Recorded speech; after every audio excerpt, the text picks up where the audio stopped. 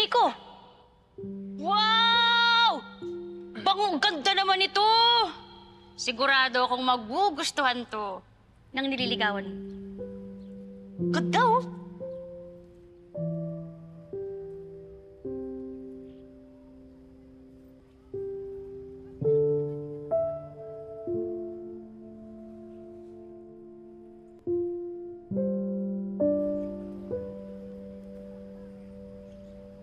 Alam kong kailangan mo ng bike, kaya dinala ko to. Pahiram ko sa'yo. Sigurado ka? Oh, bilis! Test drive mo na! Seryoso ka, ah? Hawa mo, ah! Adjust na natin yung upuan mo. Tingin! Ayos ba? Ayun! Oo. Diba? Ba't lagi mo ako tinutulungan? Huwag mo na palang sagutin. Alam ko na yung sagot mo sa tanong ko. Alam mo bakit? Oo naman. Obvious na obvious ka, sir. Kasi nga, di ba, mag-best friends tayo. Ganyan, no? Dikit. Magkasama sina Wes at Princess? Opo.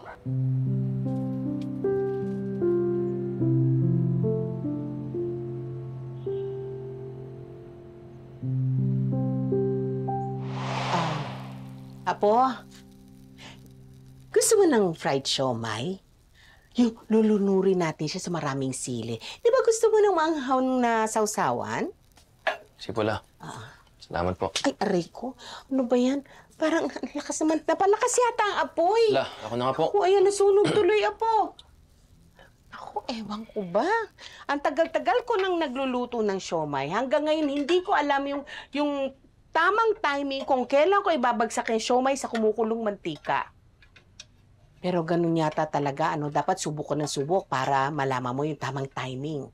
La, kung palaging mali, baka dapat di na lang gawin.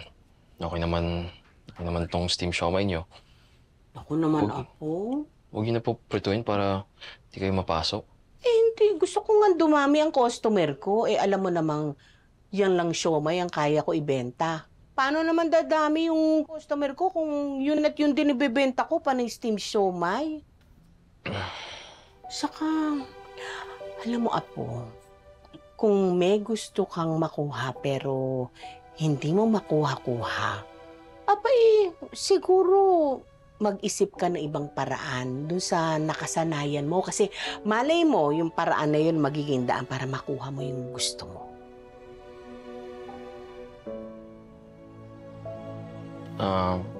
Siomay pa rin pong pinag-usapan natin. Lola? Oo naman. Bakit, may iba pa ba?